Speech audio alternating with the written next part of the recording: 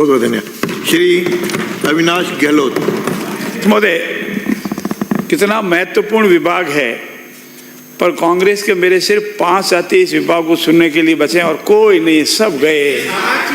आज विधानसभा में 5 ही है। तो हमारा अनुपात के अंदर देख लो, बरोबर आप अनुपात लगा दो, संख्या गिन लो, जो कर लो, वो भी कोई नहीं है, सुनने वाला कोई नहीं है, सब गए। आपके पास से 5 से 6 हो गए। बैठो, 6 हो गए। चलो, पीली कॉपी। माननीय अध्यक्ष महोदय, खास बातें बता देना इनको खास बातें बताना केवल। 1.5 घंटे का, इससे ज्यादा नहीं। नहीं, 2 घंटे बताओ, इनको पूरी बातें बताओ। लेकिन माननीय अध्यक्ष महोदय, 6 लोग क्या सुनेंगे? मैं बोलो, आप तो शुरू करो।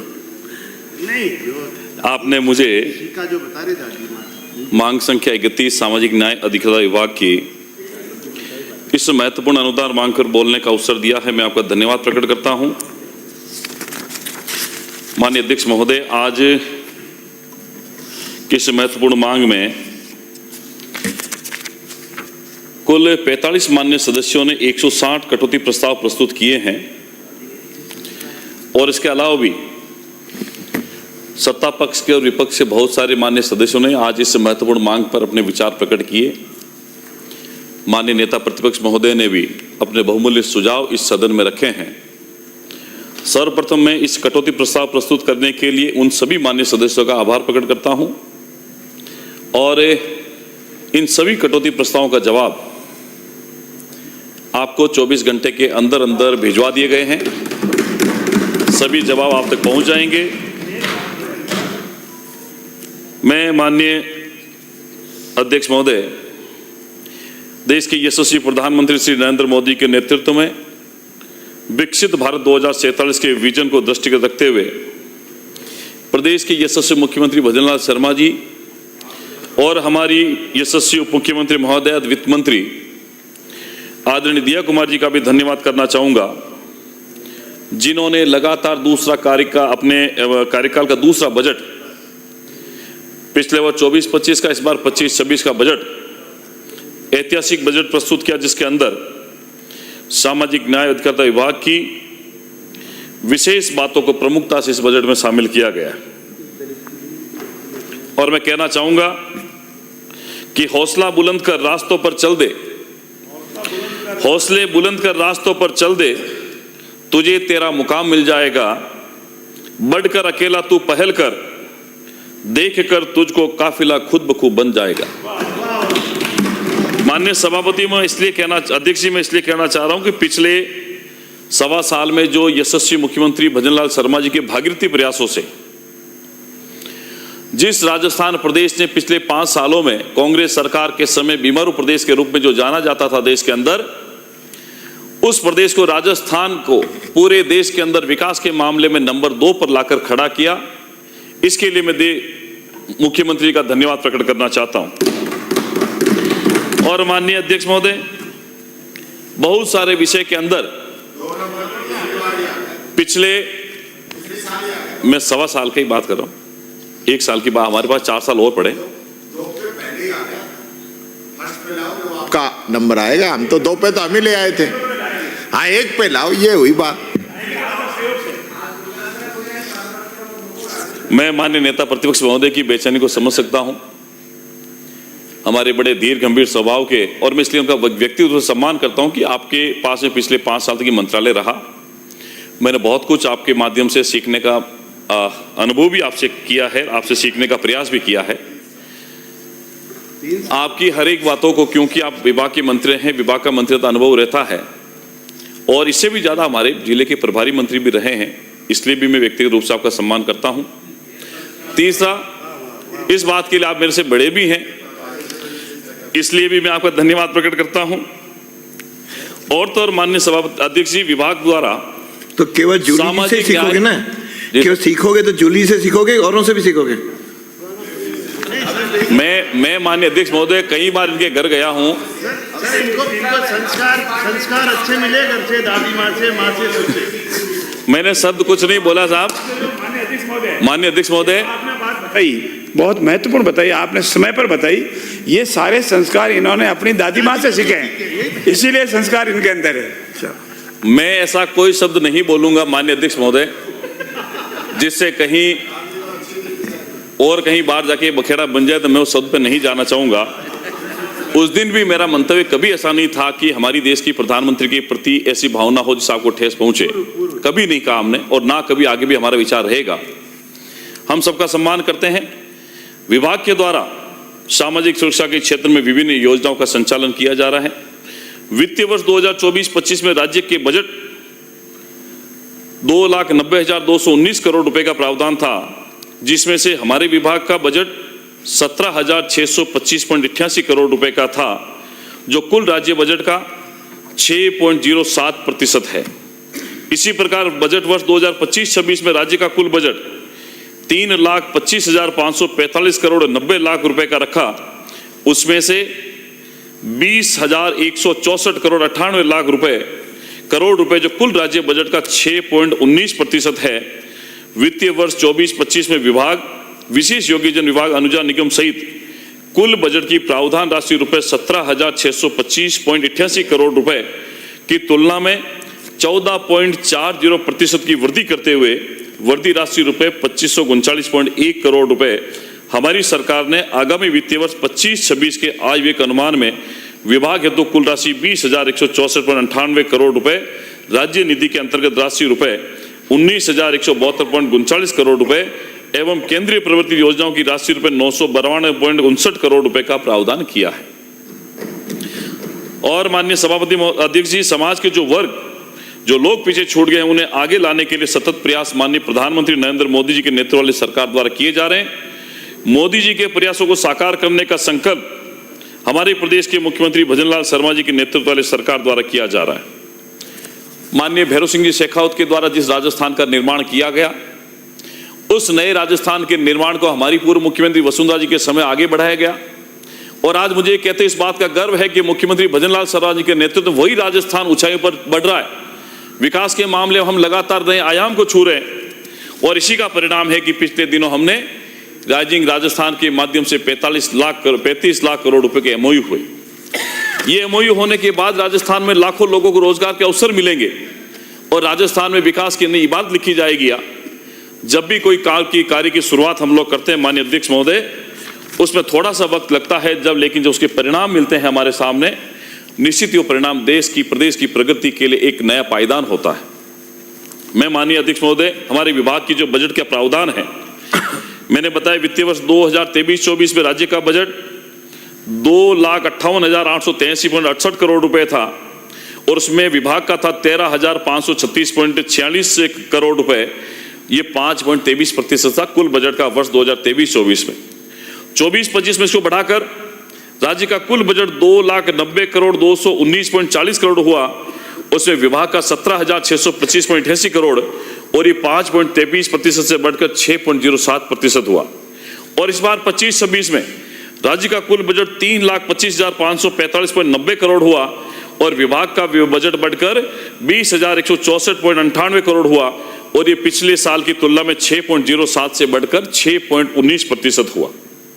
और वित्तीय वर्ष 2024-25 से वर्ष 25-26 में विभागीय बजट में 2,529.10 करोड़ राशि की बढ़ोतरी करके 14.34% का अधिक प्रावधान हमने किया।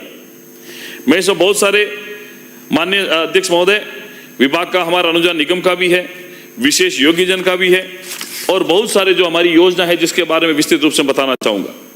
मुख्य रूप से हमारे विभाग की तरफ से कुछ ऐसी योजनाएं चलती है। वैसे तो माननीय अध्यक्ष महोदय, हमारे विभाग की ये महत्वपूर्ण 55 योजना है। ये वो योजना है जो पंडित दीनदयाल उपाध्याय जी ने अंत्योदय के माध्यम से कल्पना करी थी। और मुझे कहते हुए खुशी है कि मुख्यमंत्री भजनलाल शर्मा जी ने उसी अंत्योदय की योजना को सूर्योदय की ओर ले जाने का काम किया है। हमने हमारी सरकार बनने से पहले भाजपा के संकल्प पत्र को जनता के सामने रखा था, और हमने कहा था कि हम इसी संकल्प पत्र को संकल्प से सिद्धि तक पहुंचाने का काम करेंगे। और मुझे कहते हैं खुशी है कि जिस संकल्प पत्र को पूरा करने की जिम्मेदारी 5 वर्ष की होती है, हमने हमारे पहले ही वर्ष के अंदर उसको 55% से ज्यादा संकल्प पत्र में नीतिगत दस्तावेज बनाकर उन घोषणाओं को पूरा करने का काम किया। ये वो सरकार नहीं है जो सिर्फ घोषणा करती है, लेकिन घोषणा के बाद में बजटीय प्रावधान नहीं होता है, उसकी वजह से घोषणाएं अधूरी हो जाती है, समाज का वो पिछड़ा हुआ वंचित वर्ग समाज की योजनाओं का लाभ नहीं ले पाता है और उसी जगह पर वो खड़ा रह जाता है जो सरकार से अपेक्षा करता है। लेकिन हमारी सरकार का, मुख्यमंत्री का विजन है, इस राजस्थान को आगे बढ़ाएंगे और इस आगे बढ़ते हुए राजस्थान में स्वामी विवेकानंद जी के सपनों का भारत जब बनेगा, जब हमारा प्रदेश आगे बढ़ेगा। और ये न सिर्फ भजनलाल शर्मा जी का सपना है, ये राजस्थान की 8 करोड़ जनता का सपना है, ये देश की 142 करोड़ जनता का सपना है। हर एक व्यक्ति चाहता है कि आजादी के अमृत काल में वर्ष 2047 का जो विजन है, इस विजन में हम विकासशील भारत से विकसित भारत की ओर बढ़े, विकासशील राजस्थान से विकसित राजस्थान की ओर हम लोग बढ़े। हमारी इकोनॉमी को डबल करने का लक्ष्य किसी भागीरथी विकास पुरुष ने लिया है तो भजनलाल शर्मा जी ने लिया है। इस प्रदेश को सोलर ऊर्जा के मामले में पूरे देश में नंबर 1 पर ले जाने का काम अगर किसी व्यक्ति ने किया है, भजनलाल शर्मा जी ने किया। इस देश की इस प्रदेश की आधे से अधिक आबादी को विभिन्न जल योजनाओं के माध्यम से पेयजल की सुविधा उपलब्ध कराने का काम अगर किसी व्यक्ति ने किया है, ये उसका नाम है भजनलाल शर्मा जी। और मैं सोचता हूं इसीलिए विपक्ष के साथियों को तकलीफ होगी कि सरपंच से निकला हुआ व्यक्ति, किसान परिवार का बेटा, जिसके घर में परिवार में वो गांव की खुशबू है, आज अगर इस प्रदेश की प्रथम व्यक्ति के रूप में एक मुख्यमंत्री बनकर, जनसेवक बनकर सेवा कर रहे हैं, 1 साल की उनकी कार्यकुशलता, ईमानदारी, उनकी जो तत्परता है प्रदेश के विकास के प्रति, उसको देखकर विपक्षी साथियों के मन में कुछ चिंता होना आवश्यक है। और राजनीति में सब चलता है, लेकिन जब प्रदेश के विकास की बारी आती है, आप और हम सबको मिलकर चलने की आवश्यकता है। ये प्रदेश आपका भी है, हमारा भी है, सत्ता आपकी भी रही है, हमारी भी रही है, लेकिन जिसको अवसर मिला है उस अवसर में आपको भागीदार बनने की आवश्यकता है। छोटे मोटे शब्दों को आधार बनाकर अपनी व्यक्तिगत प्रतिष्ठा का सवाल हम लोगों को नहीं बनाना चाहिए। ये प्रदेश है, इस प्रदेश में आपको भी सुनते हैं, हमें भी सुनते हैं, हमें मौका मिला है कि हम आपको साथ लेकर आगे बढ़ेंगे। और ये प्रदेश की जनता है, हमें इस मुद्दे पर 5 साल बाद में व्यक्तिगत रूप से ये आकलन करेगी, इस बात का आकलन करेगी कि हमने जो मौका मिला दिया, जनता ने हमें मौका दिया, उस मौके पर हम लोग कितना अपेक्षा पर खरा उतर पाए हैं। आपने पिछले 5 सालों में काम नहीं किया, आपको विपक्ष में बिठा दिया है। अगर हम लोग अच्छा काम नहीं करेंगे तो हो सकता हमें भी वहां जनता बिठा देगी, लेकिन हमने ये तय किया है मुख्यमंत्री के नेतृत्व में, हमने जो वादे किए हैं उसको पूरा करेंगे, कथनी और करनी में अंतर नहीं करेंगे। मोदी जी जो कहते हैं वो करते हैं, वही मुख्यमंत्री भजनलाल शर्मा जी का संकल्प है, जो कहेंगे वो करेंगे। और इसीलिए हमने प्रदेश को आगे बढ़ाने का काम किया है। और इन 55 योजनाओं के माध्यम से जिस सामाजिक सुरक्षा पेंशन की माननीय नेता प्रतिपक्ष महोदय ने बात करी, बहुत सारे हमारे साथियों ने बात करी थी, आज इससे प्रदेश के अंदर हमारे सामाजिक सुरक्षा पेंशन में ये सही बात है कि आपने जाते जाते 15% वृद्धि का कानून बनाया, लेकिन कानून आपको पता था, कानून बनाने से हमारी सरकार तो आएगी नहीं, लेकिन विपक्षी सरकार आएगी, हमारी सरकार आगे। वित्तीय भार जो हमारे ऊपर पड़ा है, फिर भी हमने हमारे उस संकल्प पत्र को दोहराते हुए अप्रैल के अंदर झुंझुनू में माननीय मुख्यमंत्री की उपस्थिति में एक राज्य स्तरीय कार्यक्रम किया और 1 अप्रैल 2024 से बढ़ी हुई पेंशन राशि को लाभार्थियों के खाते में डाला।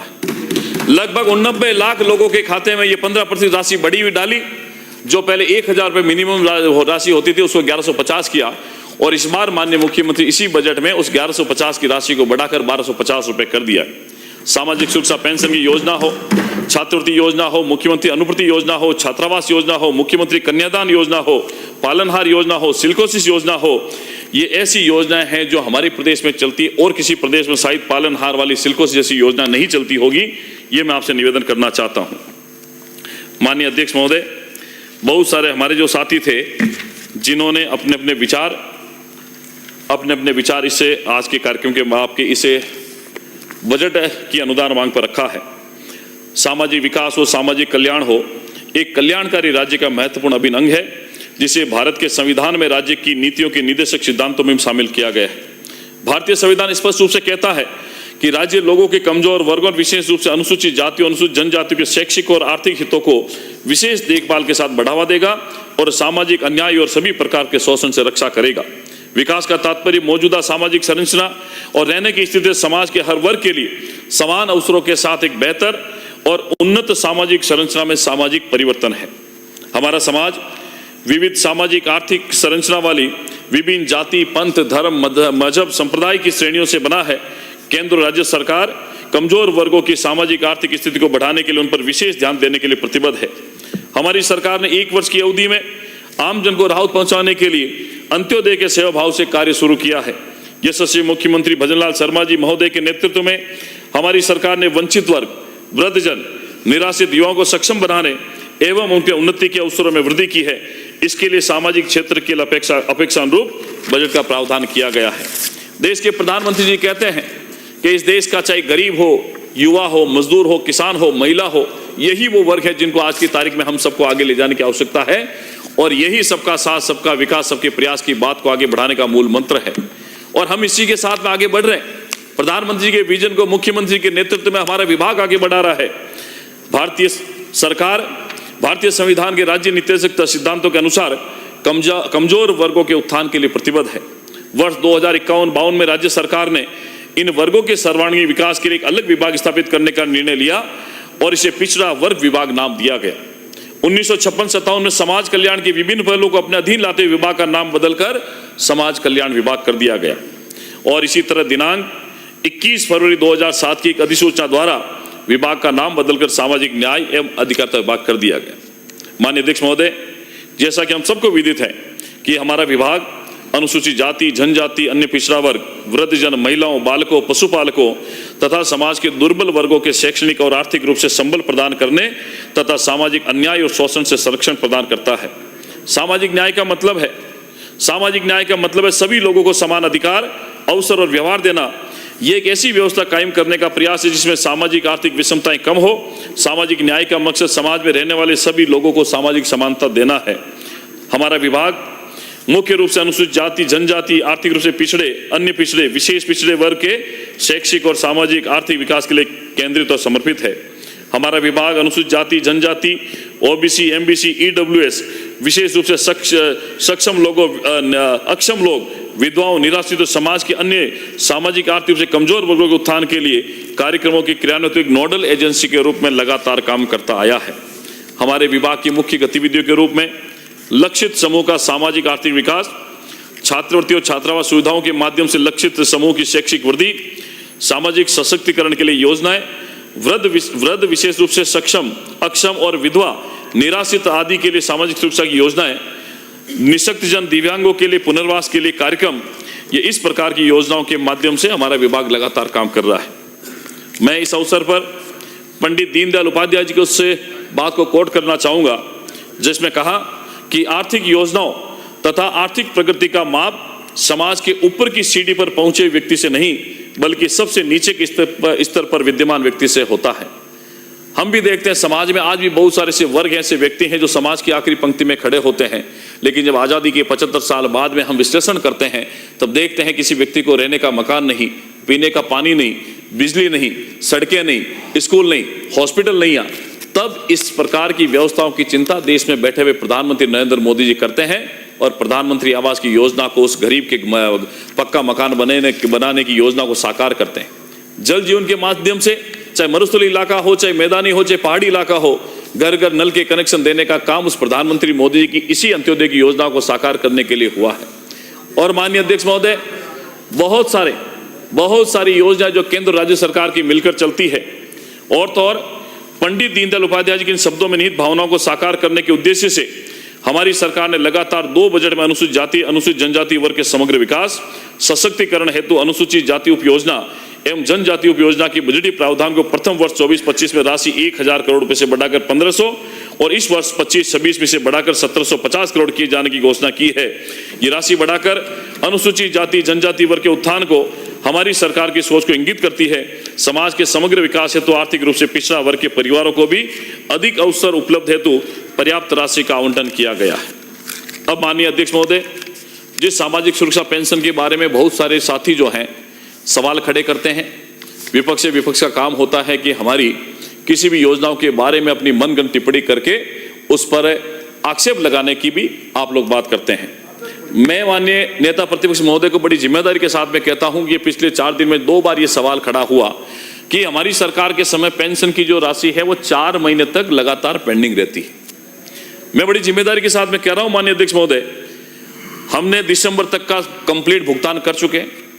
जनवरी के पेंशन के बिल बनाकर हमने ईसीएस के लिए भेज दिए और जल्दी ही जनवरी महीने की पेंशन राशि का भुगतान हो जाएगा। मैं उधार रहती है 2-2, 3-3 महीने की। ये जिस सरकार 3 महीने की बात ही नहीं। मैं अध्यक्ष महोदय, मैं ये कहना चाहता हूं कि आपने आज भी अपने स्पीच के अंदर ये कहा है कि हमारी सरकार ने 4 महीने तक सामाजिक सुरक्षा पेंशन को बकाया रखा है, और मैं ये जिम्मेदारी के साथ में कह रहा हूं, पहले भी मैंने कहा, माननीय मुख्यमंत्री जी ने भी जिस दिन गवर्नर अभिभाषण पे बात कही थी उस दिन भी आपको कहा था कि अगर आपने उस दिन मेरी बात सुन ली होती दोबारा कहने का अवसर नहीं मिलता। माननीय अध्यक्ष महोदय, दिसंबर तक के सारे बिल भुगतान के लिए जा चुके हैं और हमने तो जनवरी तक के भेज दिए हैं। लिक्विडिटी के कारण से मैं नहीं है, दिसंबर पे ऐतराज नहीं। माननीय मंत्री जी, आप कतई बुरा मत मानो, हम ये नहीं कह रहे दिसंबर तक भुगतान आपने नहीं किया। मैं ये कह रहा हूं कि बीच बीच में 2-2, 3-3 महीने की घट्टी हो जाती है, उसके बाद आप भुगतान करें। आप हर महीने कर दो, आप तो ये कहो ना कि हम हर महीने कर रहे हैं। माननीय अध्यक्ष महोदय, सरकार की जिम्मेदारी है कि सामाजिक सुरक्षा पेंशन का भुगतान सही समय पर हो, पर प्रतिपक्ष के साथ ये भूल गए, जब उनकी सरकार थी तब इन्होंने सामाजिक सुरक्षा पेंशन का भुगतान वाकई में 4 महीने में किया, इसलिए उनको याद नहीं है कि हमने, और कुछ पैसा माननीय नेता प्रतिपक्ष महोदय इसलिए बकाया है कि उसमें कुछ वेरिफिकेशन के अंदर कुछ बैंक की डिटेल गलत होने के कारण, जन आधार में डाटा मिसमैच होने के कारण जो कुछ बकाया हो जाता है वो कुछ राशि करोड़ में होती है, 2 करोड़, 3 करोड़, 4 करोड़, उसकी रेगुलर प्रक्रिया है भुगतान करने की। और मैं बड़ी जिम्मेदारी के साथ में कहता हूं, आपने जो आज कथन सदन में कहा है वो असत्य है। सिर्फ जनवरी महीने की पेंशन बकाया है, उसको भी जल्दी ही हम हमारे विभाग की तरफ से पूरा करवाने का प्रयास करेंगे। मुख्यमंत्री का सपना है कि सामाजिक सुरक्षा पेंशन सही समय पर मिले। आज एक सवाल उठा पालनहार योजना का, मैं सवाल का जवाब देना चाह उससे पहले माननीय नेता प्रतिपक्ष महोदय ने सवाल खड़े किए। अब मेरे पास वक्त है, मैं जो माननीय सदस्य मनीष यादव जी शाहपुरा से आने वाले थे उनको, और बहुत सारे जो सदस्य उन्होंने भी कहा था मुझे, तो ये मैं सोचता हूं माननीय अध्यक्ष महोदय, इस बजट प्रावधान इस वित्तीय वर्ष में हमने 1110 करोड़ रुपए का प्रावधान किया इस पालनहार योजना के लिए। उसमें से अभी तक 1096.60 करोड़ रुपए हम खर्च कर चुके हैं। इसमें आपका वो 40 करोड़ रुपए भी है जिसके ईसीएस के लिए भेजा जा चुका है। 2 या 3 दिन के अंदर, इसी सप्ताह के अंदर उस 40 करोड़ रुपए का भुगतान भी हो जाएगा। आज की तारीख में पालनहार योजना के अंदर एक भी व्यक्ति का भुगतान हमारे स्तर पर, विभाग के स्तर पर बकाया नहीं है।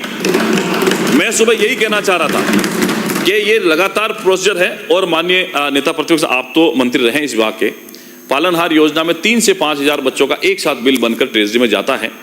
अगर उस बच्चे में कहीं कोई अगर एक भी बैंक का नंबर गलत हो जाता है, आईएफएससी कोड गलत हो जाता है, कोई भी टेक्निकल प्रॉब्लम हो सकती है जिसके कारण से पूरा बिल वापस आता है, और फिर वो बिल लगता है सबसे लास्ट में, जब उसका नंबर आएगा तब वो होगा। इस कारण से ये जो 40 करोड़ रुपए जो थे ये बकाया हो गए थे। हमने जैसे, हमारा विभाग सतत काम कर रहा है इसमें, जैसे ही हमें पता लगता है हम तुरंत उसको ठीक करके कोशिश करते हैं कि हमारी पेंडेंसी 0 रहे।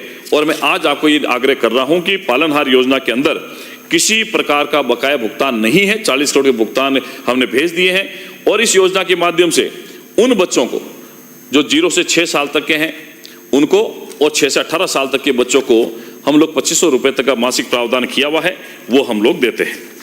माननीय अध्यक्ष महोदय, उत्तर मैट्रिक छात्रवृत्ति योजना, इस योजना के माध्यम से भी इससे छात्रवृत्ति का कुल बजट 774.54 करोड़ रुपए है। उसमें से अभी तक 547.48 करोड़ रुपए हम लोग दे चुके हैं। आज सुबह भी एक सवाल आया था जनजाति का, उसमें भी मैं आग्रह करना चाहूंगा माननीय अध्यक्ष महोदय, ये जो जनजाति छात्रवृत्ति योजना उसमें 75% का जो अंश है वो केंद्र सरकार का है, 25% राज्य सरकार का है। नियम ऐसा कि 75% की राशि केंद्र सरकार की आएगी, उसके बाद 25% राशि हम लोग देंगे, उसके बाद जनजातीय क्षेत्रों में हम लोग इन छात्रों को छात्रवृत्ति देंगे।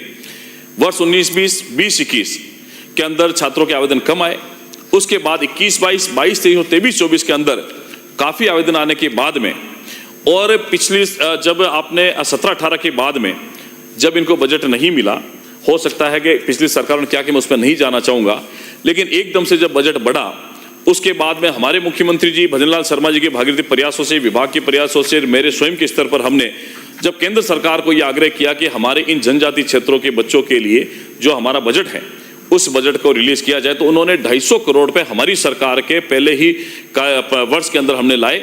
उसमें से कुछ राज्य जो होता है उसको मिलाकर 333.33 करोड़ रुपए विद्यार्थी को वितरण किए जा रहे हैं। और जब इनकी यूसी हम लोग भेज देंगे उसके बाद जो बचा हुआ अमाउंट है हमारा केंद्र सरकार का, केंद्रीय अंश का, वो भी आ जाएगा। और जो जनजातीय क्षेत्र के छात्रों की जो छात्रवृत्ति है 23-24 और 24-25 की, उसको हम लोग पूरा कर देंगे। और इस वर्ष की छात्रवृत्ति के लिए जो हमारे आवेदन है वो 31 मार्च तक की एप्लीकेशन के लिए हमने खोल रखे हैं। जब वो आ जाएंगे उसके बाद उनको भी देने का काम करेंगे। और हमारा प्रयास है कि जो 17-18 से जो पेंडिंग है, उस समय तो हमारी सरकार नहीं थी राज्य के अंदर, फिर भी हम प्रयास कर रहे हैं। इसमें कोई राजनीति की बात नहीं है, हम प्रयास कर रहे हैं 17-18 के बाद। 17-18 के बाद भी हम प्रयास कर रहे हैं कि जो छात्रों की जनजाति के बचे हैं उनके छात्रवृत्ति का पैसा लाकर उन तक पहुंचाया जाए। इसी तरीके से एससी का भी, एसटी का भी, ओबीसी का भी लगातार प्रक्रिया जारी है, उसमें छात्रों को छात्रवृत्ति मिल रही है। और मुख्यमंत्री अनुपति कोचिंग योजना के बारे में माननीय अध्यक्ष महोदय, यह सरकार की एक महत्वपूर्ण योजना है जो आपने पहले चालू थी लेकिन आपने उसको आगे बढ़ाया। 30,000 का आपने लक्ष्य रखा। आपकी सरकार के रहते 17,000 विद्यार्थियों को निःशुल्क कोचिंग दी गई। उसको हमने आगे बढ़ाते हुए इस बार लक्ष्य 30,000 का लिया। हमने हमारे प्रयासों से इस बार लगभग 55,000 के करीब आवेदन हमने लिए हैं और हमें पूरी उम्मीद है कि इस बार 100% जो 30,000 की संख्या है उसको हम लोग पूरा करेंगे। और इसमें 108 करोड़ के प्रावधान के विपरीत 82.74 करोड़ रुपए हम खर्च कर चुके हैं। और आने वाले समय में और कोशिश करेंगे कि 30,000 का लक्ष्य 50,000 तक बढ़े और राजस्थान के उन छात्रों को, नौजवानों को निःशुल्क कोचिंग योजना के माध्यम से लाभ मिले। एक और महत्वपूर्ण योजना छात्रावास आवासीय योजना। विभाग द्वारा वर्तमान में SC, ST, OBC, EWS, MBC, विमुक्त, घुमंतु, अर्धघुमंतु वर्ग, मीरासी, भिस्ती समुदाय के 784 राजकीय विद्यालय, महाविद्यालय स्तरीय छात्र छात्राओं तो संचालित हैं छात्रावास। इसके अतिरिक्त 92 एडेड छात्रावास संचालित हैं। इस प्रकार राजकीय एवं अनुदानित छात्रावासों की कुल संख्या 876 है और इसमें स्वीकृत क्षमता है 42,176।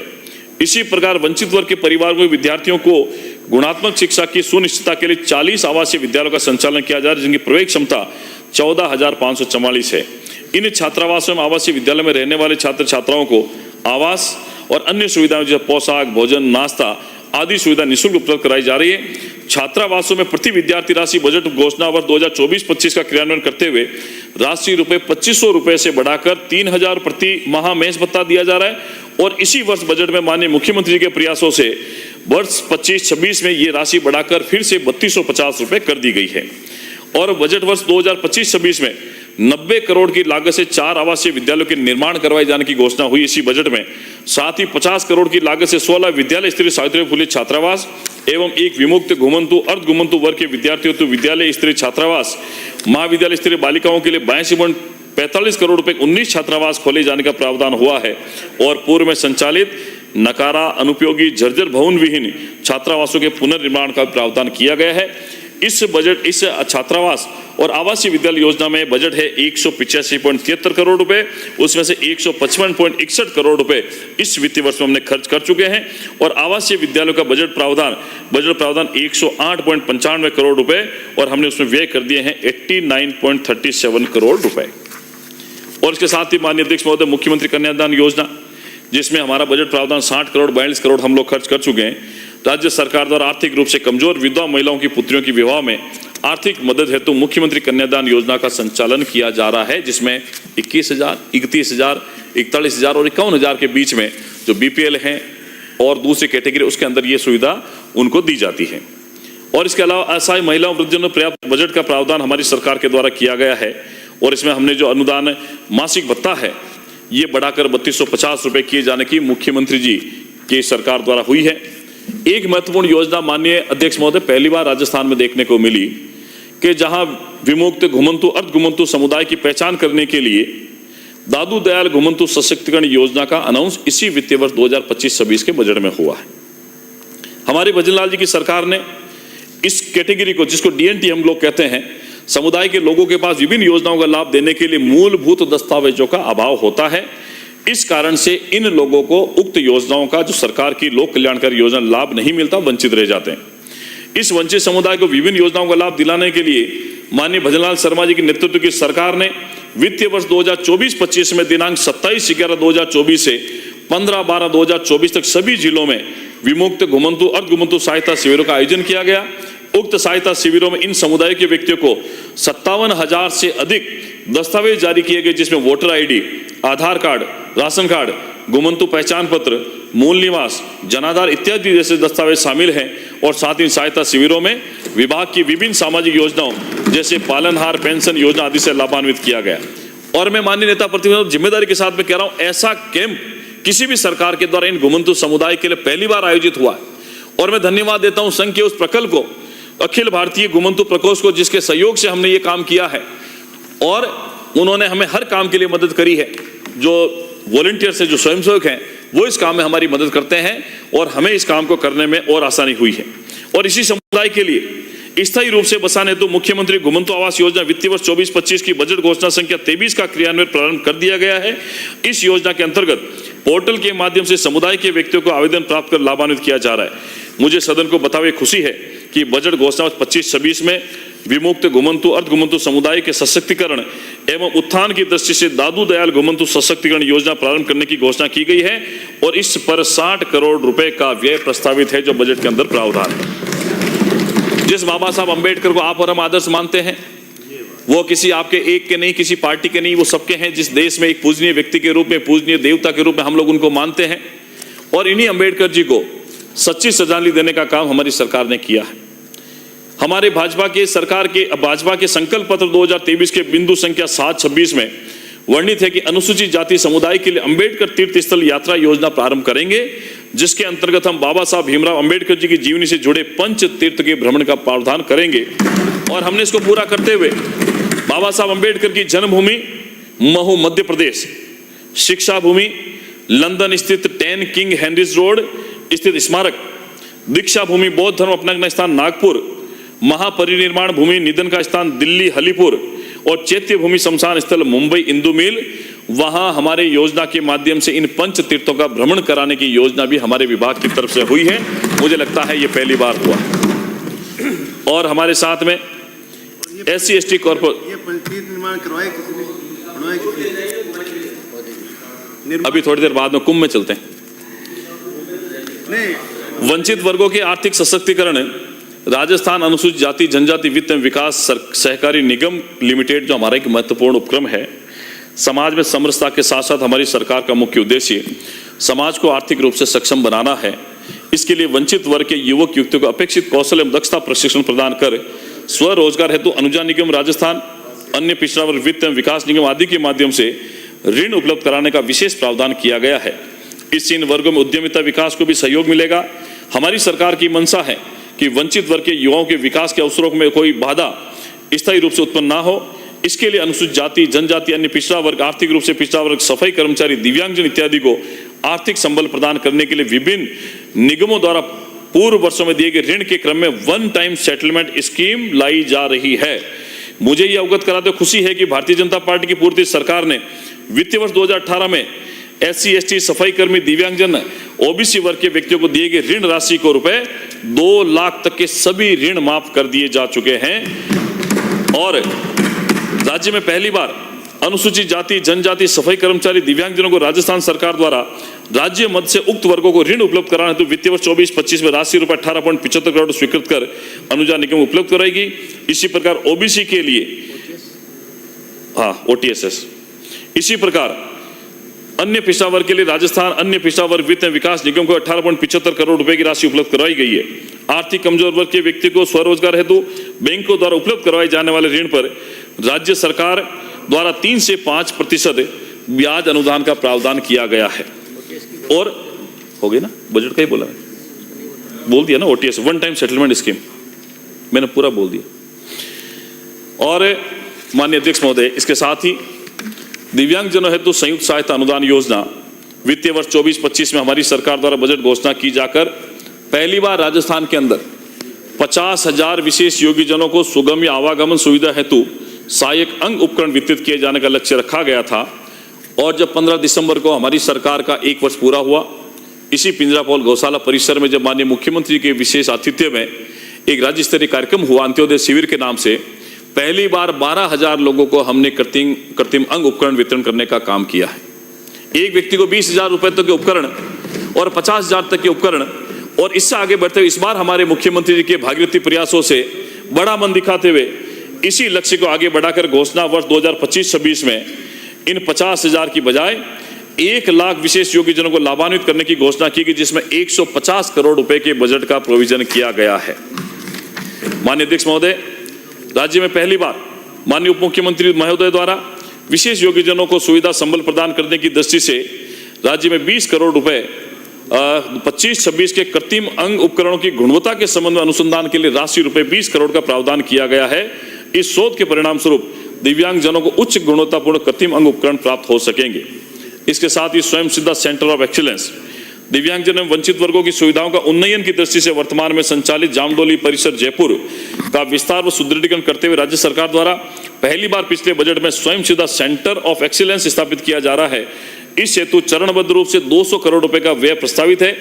प्रथम चरण में वित्त विभाग द्वारा प्रशासनिक भवन पुलिस स्टेशन भवन के पास ए सीवरेज लाइन हेतु राशि रुपए 185.23 लाख की समिति प्रदान की गई तथा नवीन कार्यालय स्वयं सिद्धा सेंटर ऑफ एक्सीलेंस के लिए नवीन पद सृजन की सहमति दी गई है तथा कार्यालय के लिए नवीन लेखा शीर्ष खोला जा चुका है। और इसके साथ ही समग्र क्षेत्रीय केंद्र कंपोजिट रीजनल सेंटर CRC का भी हम लोगों ने प्रावधान किया है। सामाजिक न्याय अधिकारिता मंत्रालय भारत सरकार के द्वारा समग्र क्षेत्रीय केंद्र का संचालन किया जाएगा। राज्य सरकार द्वारा उपकेंद्र स्थापित किए जाने हेतु राष्ट्रीय दृष्टि दिव्यांगजन सशक्तिकरण संस्थान देहरादून को ग्राम जामडोली तहसील जयपुर स्थित स्वयं सिद्धा केंद्र की भूमि में से 2.47 एकड़ भूमि निःशुल्क आवंटित की है। और इसके फलस्वरूप माननीय केंद्रीय मंत्री सामाजिक न्याय अधिकारिता विभाग डॉक्टर वीरेंद्र कुमार जी ने इस नवीन भवन निर्माण हेतु 15 जनवरी 2025 को इससे शिलान्यास किया और अस्थायी भवन और शिलान्यास के लिए सेवाओं का उद्घाटन कार्यक्रम भी इसी जामडोली परिसर में पिछले महीने हुआ है। और तो और माननीय अध्यक्ष महोदय, ये मुख्यमंत्री का विजन है कि हम ऐसे प्रयास करें जिससे वाकई में आज दिन तक ऐसे लोगों को लाभ नहीं मिला है जिनकी जरूरत है। हमने असाध्य रोगों से ग्रसित व्यक्तियों तो आर्थिक सहायता के लिए भी बहुत प्रावधान किए हैं। हमारी सरकार द्वारा रेयर डिजीज से ग्रसित व्यक्तियों के लिए राहत पैकेज के अंतर्गत मस्कुलर डिस्ट्रोफी से ग्रसित 1800 व्यक्तियों को इलेक्ट्रिक पावर व्हीलचेयर उपलब्ध करवाई जाने का प्रावधान पिछले बजट घोषणा वर्ष में किया गया। एक व्हीलचेयर की कीमत 1 लाख रुपए बजट में हमने रखी है। अब आगे आ रहे हैं पूरा सुन ले फिर पूछे। तो इस बजट के अंदर माननीय मुख्यमंत्री जी के प्रयासों से मस्कुलर डिस्ट्रोफी एक ऐसी बीमारी है माननीय अध्यक्ष महोदय जिसमें आदमी चल फिर नहीं सकता है। मांसपेशी खिंचाव दुर्विकार के कारण से उनको चलने फिरने जीवन जीने में बड़ी मुश्किल रहती है, उनका जीवन बहुत कम होता है। और मुख्यमंत्री जी की गंभीरता को देखते हुए 1 लाख रुपए तक की इलेक्ट्रिक व्हीलचेयर देने का प्रावधान किया था और हमने उसके टेंडर कर दिए, वर्क ऑर्डर दे दिए और कुछ ही दिनों में इन सभी लोगों को हम लोग मस्कुलर डिस्ट्रोफी से पीड़ित व्यक्ति जो राजस्थान में मुझे लगता है 3 से 4 हजार के करीब मात्र ऐसे व्यक्ति हैं, उनको हम लोग देने का काम करेंगे। और इसके साथ एक महत्वपूर्ण घोषणा और हुई, जब 15 दिसंबर को हमारी सरकार 1 साल पूरा हुआ तो मुख्यमंत्री ने वो लॉन्च करी थी मुख्यमंत्री आयुष्मान बाल संबल योजना। ये जन्म से 18 साल तक उन बच्चों को जिनको गंभीर बीमारियां हैं, दर्जनों बीमारियां ऐसी है जिनको जेके लोन हॉस्पिटल जयपुर और एम्स जोधपुर के अंदर जो रजिस्टर्ड हॉस्पिटल है वहां इस गंभीर रोगों से ग्रसित बीमारियों का रजिस्ट्रेशन कराना होगा। उसके बाद 50 लाख रुपए तक का इलाज निःशुल्क और 5000 रुपए प्रतिमाह उन बच्चों को आर्थिक संबल के रूप में दिया जाएगा। दुआएं मिलेगी, ये बहुत बड़ी आपको बहुत बहुत दुआएं मिलेगी। ये मुख्यमंत्री भजनलाल शर्मा जी का विजन है कि हम लोग समाज के प्रत्येक वर्ग को ये नहीं आपने प्रोविजन नहीं किया था, ऐसे असत्य बात नहीं बोलते। ये हमारी सरकार का, हमारे मुख्यमंत्री का विजन है।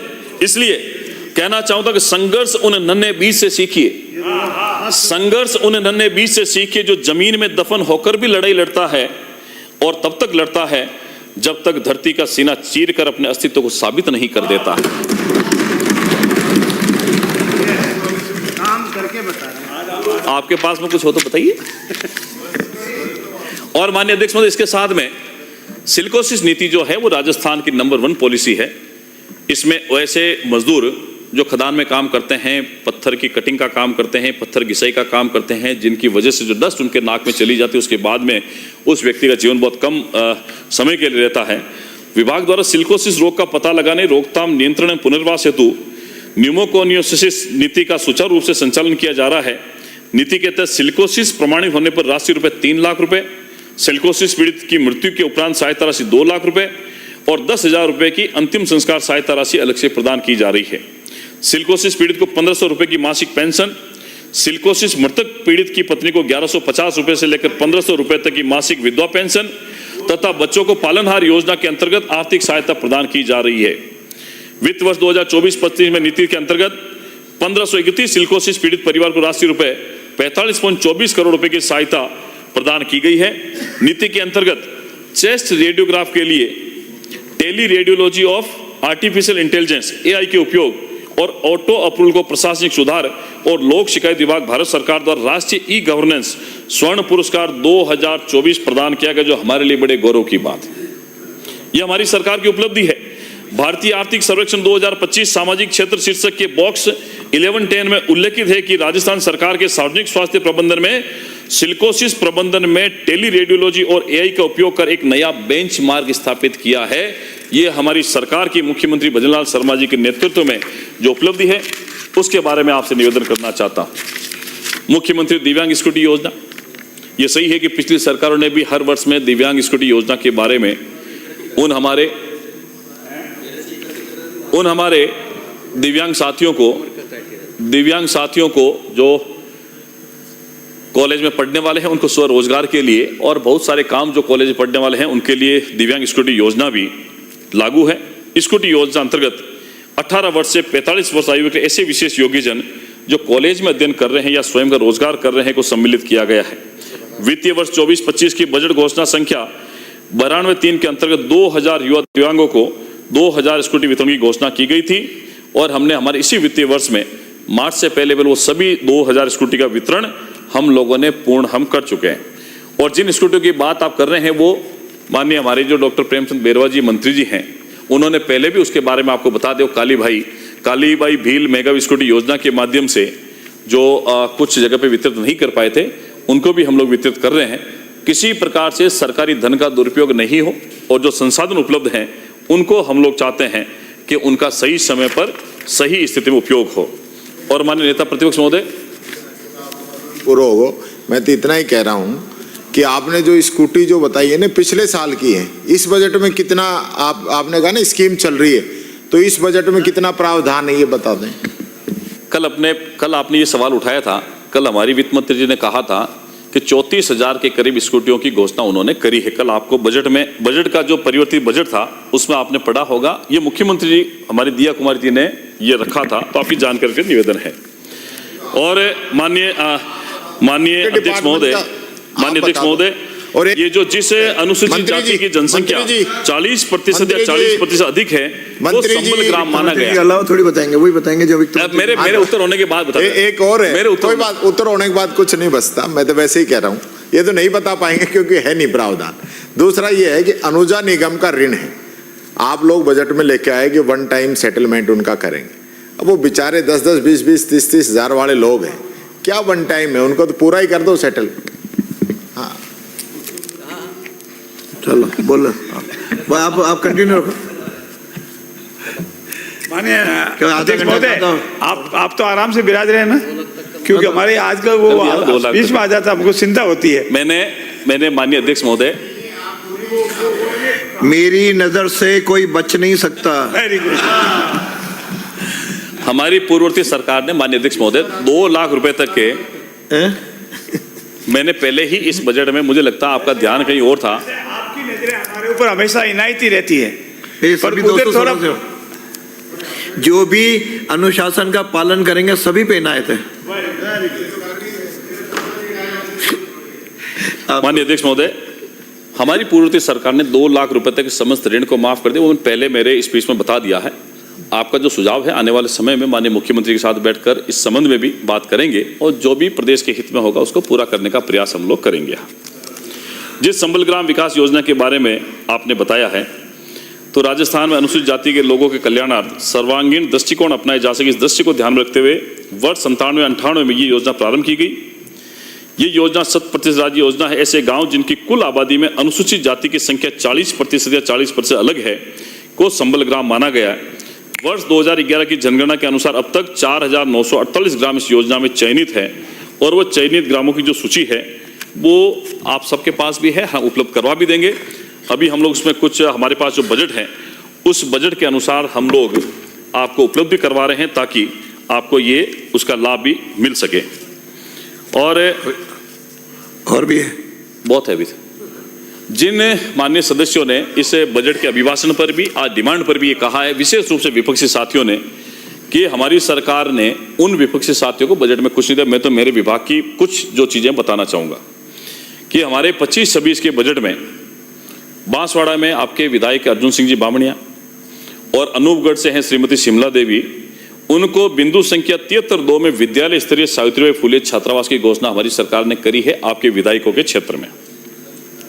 अनूपगढ़, डूंगरपुर, गंगापुर सिटी, नीम का थाना, शिमला देवी जी, गणेश गोगरा जी, रामकेश मीणा जी, सुरेश मोदी जी, इनके क्षेत्र में बिंदु संख्या 73-3-1 में महाविद्यालय स्तरीय बालिका छात्रावास खोलने की घोषणा माननीय मुख्यमंत्री के द्वारा हुई है। इसके साथ ही पाली से भीमराव जी भाटी